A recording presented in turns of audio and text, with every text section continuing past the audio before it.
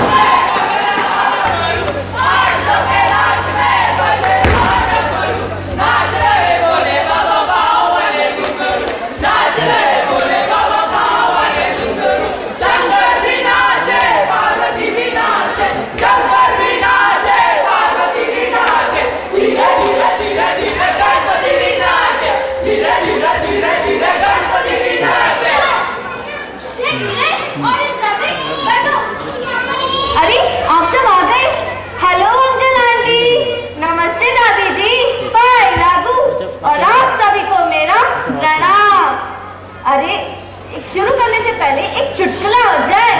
ये बताइए, अगर ये पंकज है, अरे देखिए देखिए, अगर ये पंकज है तो ये बताइए ये कौन है? बताओ बताओ।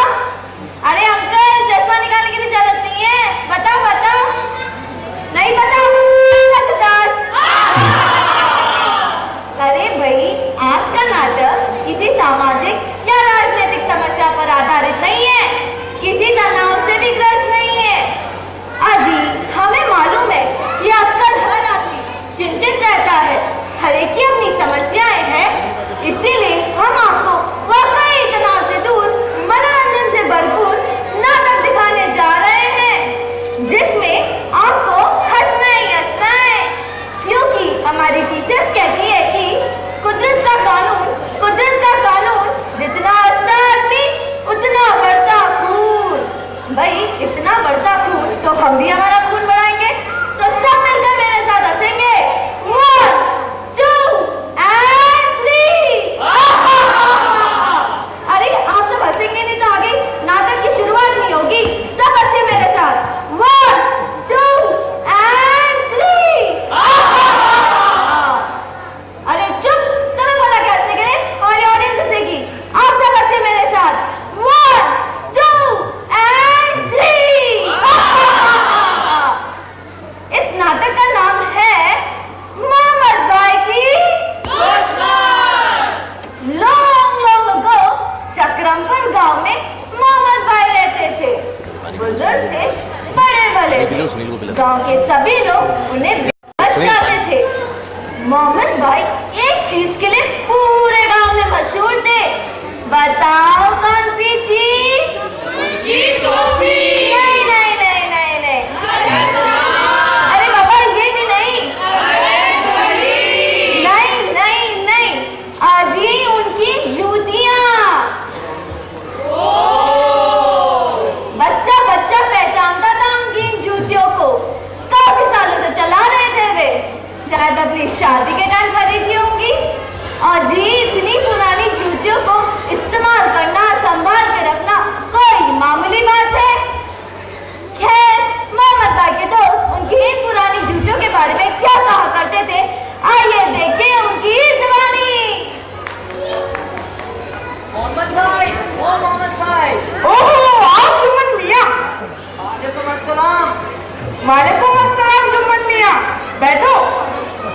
और मियां, क्या हाल चाल है?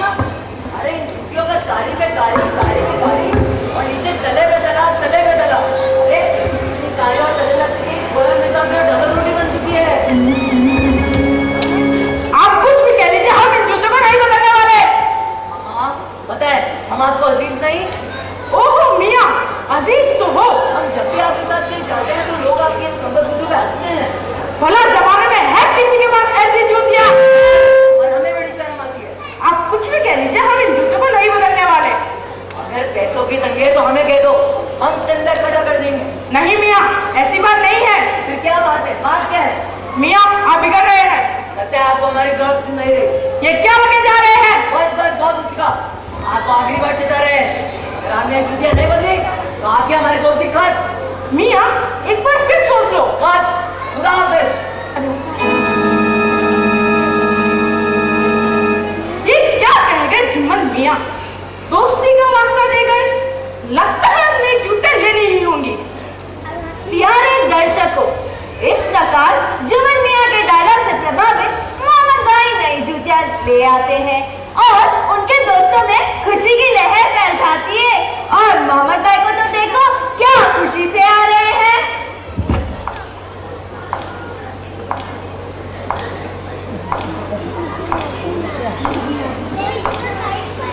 भाई साहब, आवाज सुनी नहीं? जूतियों की शानदार है ना? ये नई जूतियां लाजवाब। हाँ, लेकिन इनका क्या करूं? क्यों ना मैंने मर्जी छोड़ा? कोई पति ले जाएगा, उसका भी फायदा हो जाएगा और हमें उसकी दुआ भी मिल जाएगी।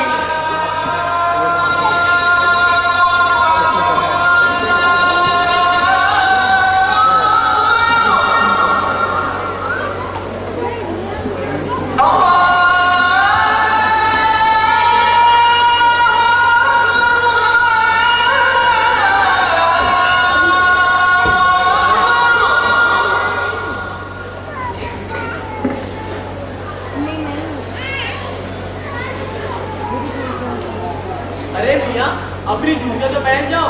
लेकिन मियाँ, मैंने अपनी जूतियां तो पहन ली। तो फिर ये किसकी है? देखा मोहम्मद भाई की लगती है। चलो उन्हें ये ले आते हैं। और क्या देती है? मोहम्मद भाई। ओहो, आओ आप सब। अस्सलामुअलैकुम मोहम्मद भाई। वालेकुम अस्सलाम। कैसे आना हुआ? मोहम्मद भाई, आप भी मेरे भुलक्कड़ होते जा रहे हैं। क्यों भाई? आप अपनी कोई खास चीज भूल रहे हैं। खास चीज? अजी वही आपकी जूतियाँ। जूतियाँ? ये तुम्हें कहाँ से मिली? ये आपने भक्ति की बात है। अरे तुम्हें क्यों लिया?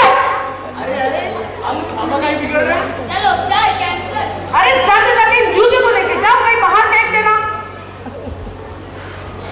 कम्बख्त, इन जूतियों ने तो परेशान कर रखा है। क्या करूं, इनका सूझ नहीं रहा। हाँ, अब तो मैं इन जूतियों को कुएं में फेंक आता हूँ।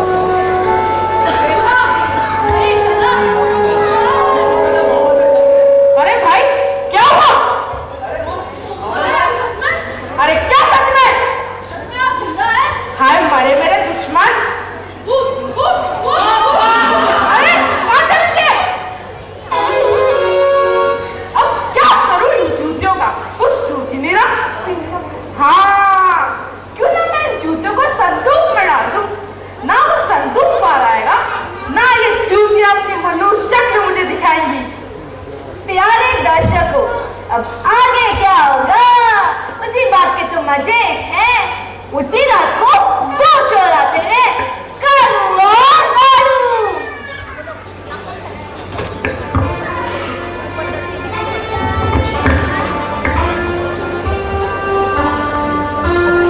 लगता है इस गांव में बोली अच्छी होगी।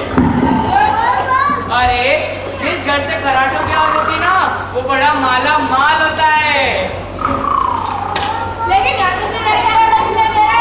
ये तो और भी अच्छा है, सारा माल एक ही घर से मिल जाएगा। चलो, लेकिन हाँ, एक बात का ध्यान रखना, घुसते समय आवाज मत करना। चलो।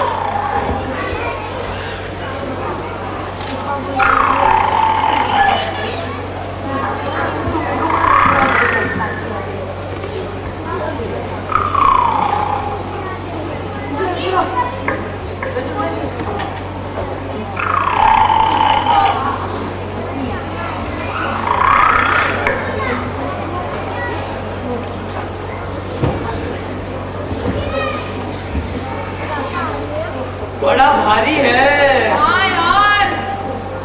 लेकिन माल भी तो होगा। सोना, चांदी, चमनराज। चल चल थोड़ी से।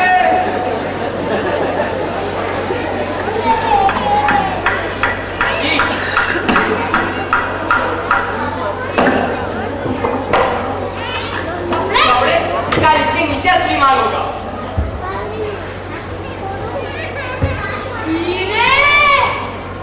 जवाहरात। जल्दी खोल दे। जूतिया। उसने हमें बेवकूफ बनाया। चल, उसकी जूतियां उसी के बाद रख के आ जाते हैं। ये साधु को कपड़े ले ले, कुछ काम आ जाएंगे। ये जूतियां, कमबख्त की जूतियों ने तो परेशान कर रखा है। अब क्या करूं?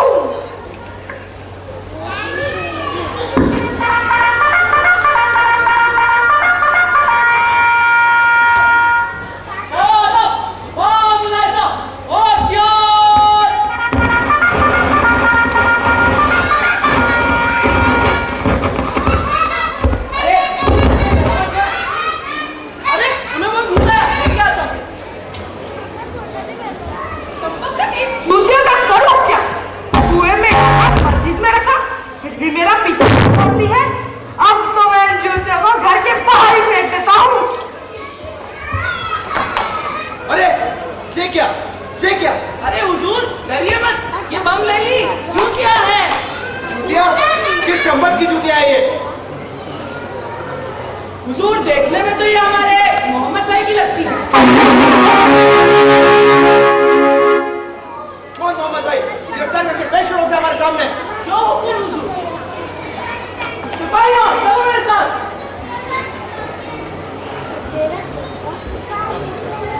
मोहम्मद भाई, बाहर आइए।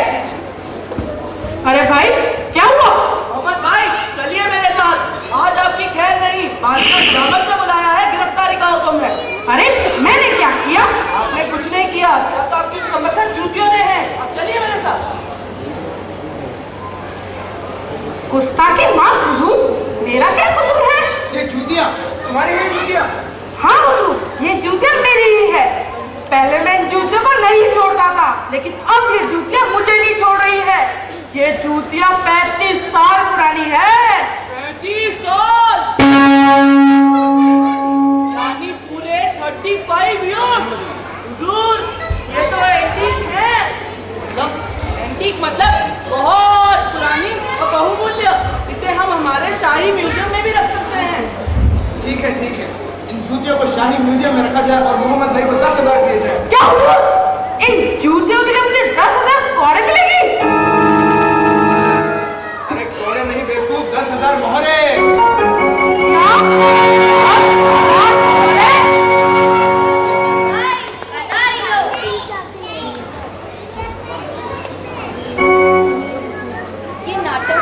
इस नाटक का मतलब क्या था? क्या था ये? किस लिए था? नजरिया। हर व्यक्ति का अपना ही अलग नजरिया होता है। मैं चाहे तो किसी व्यक्ति को लेकर हो या